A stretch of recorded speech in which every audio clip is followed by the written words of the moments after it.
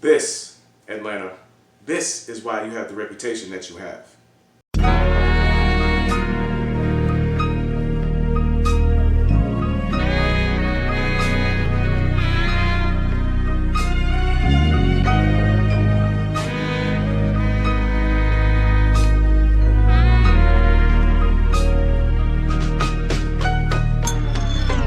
So, another late night / early morning.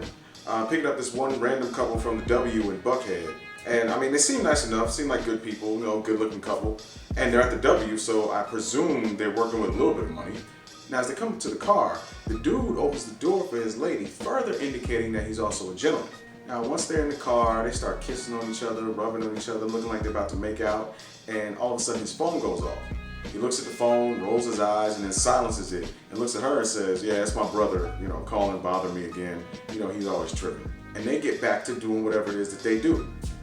And yes, I'm glancing a little bit in the rear view, but not like as a pervert, but just as like, because, you know, I might learn something. And also, I'm trying to make sure that, you know, they're being safe in the back seat, because when I'm not a pervert. So as we pull up to the first stop, this dude jumps out the car, runs around the car, and opens the door so that his lady can get out. And honestly, I'm blown away. And I'm thinking either one or two things is going on here. Either A, he's trying to get her to marry him, or B, he's trying to mop up a serious up. Either way, I'm glad that nobody I with to see this behavior, because he would make me look terrible. So after he's done walking her into her apartment building, he comes back to the car, he jumps in, we get ready to go to our second stop. As we're riding along, he's smiling, he's looking out the window all gazingly and all that. Phone goes off again. This time he actually takes the call. With a smile on his face, he says, hey baby, how you doing? Yeah, I'm back in town. Oh yeah, I missed you too.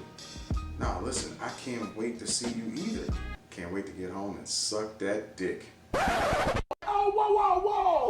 Whoa! Now y'all gotta understand, I don't have anything against homosexuals, I don't have anything against homosexuality. I honestly don't have any gay friends, and I don't spend any real time around any of my gay family members, so I'm not used to hearing any of this kind of conversation. So hearing a man with a deeper baritone than what I have tell another man what he like to do to him, that is extremely jarring. So much so, I almost choke on my gum while I'm driving. And I'm trying to maintain direction and speed while giving myself the Heimlich. And as he ends the call, he slowly looks back up into the rearview mirror. With a slight smirk, he says, that's not what it sounds like. Word?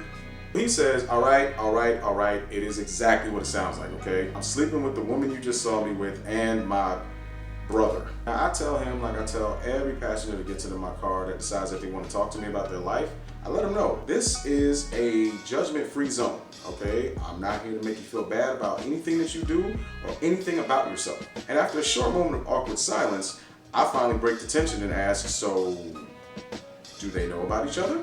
This guy says his boyfriend knows that he used to mess with women, but currently believes that my passenger is strictly,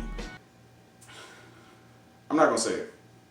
You know what rhymes with strictly. I'm not gonna say it. So then I ask, well, why don't you just tell your man? I mean, he might actually be okay with knowing who the real you is. Now this is where things get interesting, because the passenger says that his current boyfriend has been cheated on in several previous relationships with other dudes that he's been with, and they've cheated on him with women. Now in this current relationship, the passenger says that he promised his boyfriend early on in their situation that he is completely sworn off of females and is fully committed to them and their relationship.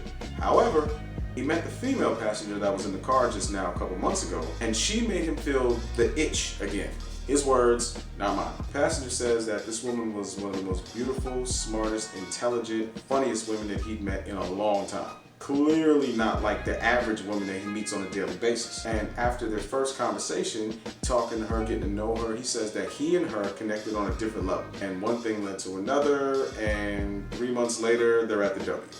She thinks his brother is actually his roommate. He quickly follows that up by saying, I know it's not right to lie about things like this, but you don't understand how hard it is to find a man or woman that's okay with a bisexual man. I said, really? In Atlanta?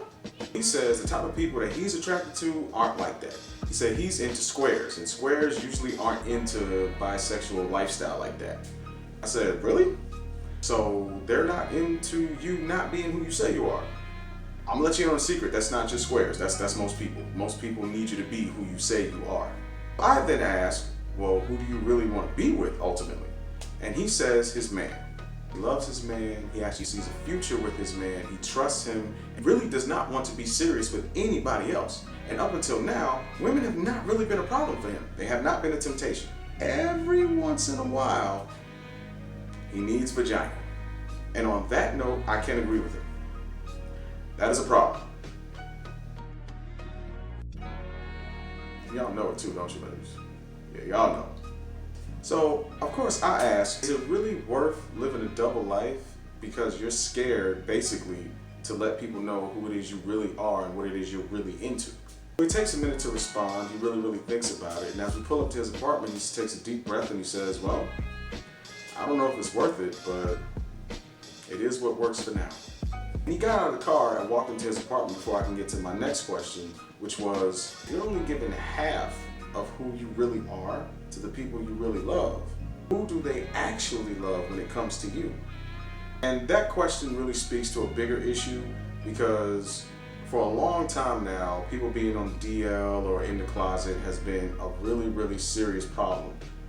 And for me, the real problem is that for whatever reason, you don't feel comfortable enough to just be who you naturally are. Like if this is who you really are, why can't you just be who that is? And it actually begs a further question. Do we as a society hold part of the blame for people being in the closet or people being on the down low, people being scared to express themselves and be who they are? Do we hold part of the responsibility for that? Because if we did a better job creating an environment where people could feel comfortable being who they are, maybe there wouldn't be a need to lie so much. Maybe there wouldn't be a need to hide so much. Ultimately, I guess that's the real moral to the story here. You should always try to, as they say, live your truth at all times. But not just because double life can be a burden and being who you really are actually can be freeing. But if none of the people in your life actually know you, can you ever really say they actually love you?